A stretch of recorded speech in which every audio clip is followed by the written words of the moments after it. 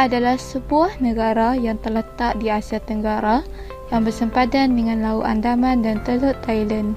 Antara tahun 1980-an dan 2015, kemiskinan di Thailand telah menurun dari 67% menjadi 7.2%.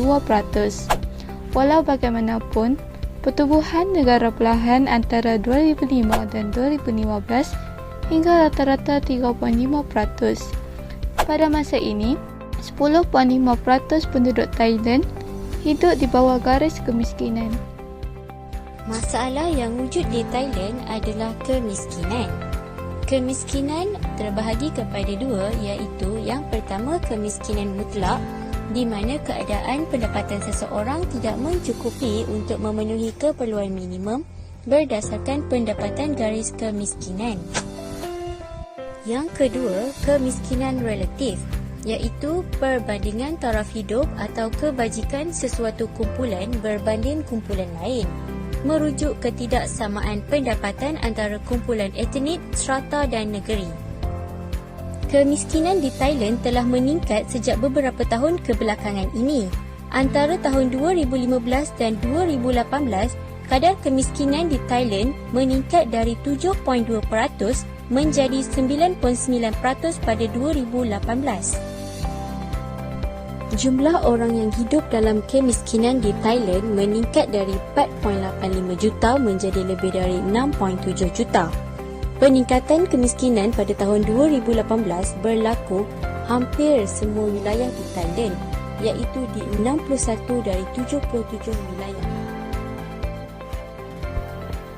Banyak faktor yang menyumbang kemiskinan di negara Thailand, antaranya ialah pemerintah Thailand yang terlalu memfokuskan pembangunan di Bangkok atau di kawasan bandar negara tersebut, manakala kawasan luar bandar diabaikan. Ini dibuktikan dengan sumbangan KDNK di Bangkok sebanyak 50%, walaupun penduduk di Bangkok hanya 10% daripada seluruh penduduk Thailand.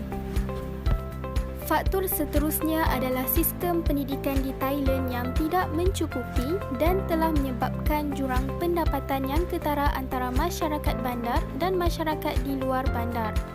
Kekurangan kemudahan pendidikan terutamanya bagi penduduk yang tinggal di luar bandar menyebabkan peningkatan kadar buta huruf dan seterusnya membawa kepada peningkatan pengangguran di kawasan tersebut. Kesan-kesan kemiskinan di Thailand. Yang pertama, perbelanjaan kerajaan meningkat.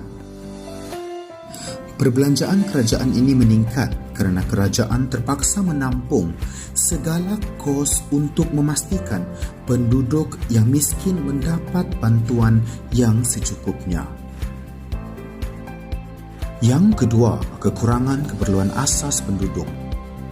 Kekurangan keperluan asas penduduk ini berlaku kerana mereka tidak mempunyai sebarang pekerjaan dan tiada hasil yang boleh mereka gunakan untuk membeli ataupun melengkapkan barangan keperluan asas mereka. Yang ketiga adalah kekurangan akses kesihatan dan pendidikan bagi kanak-kanak. Hal ini kerana kawasan luar bandar yang mempunyai tahap kemiskinan yang tinggi agak sukar untuk mendapatkan segala akses tersebut.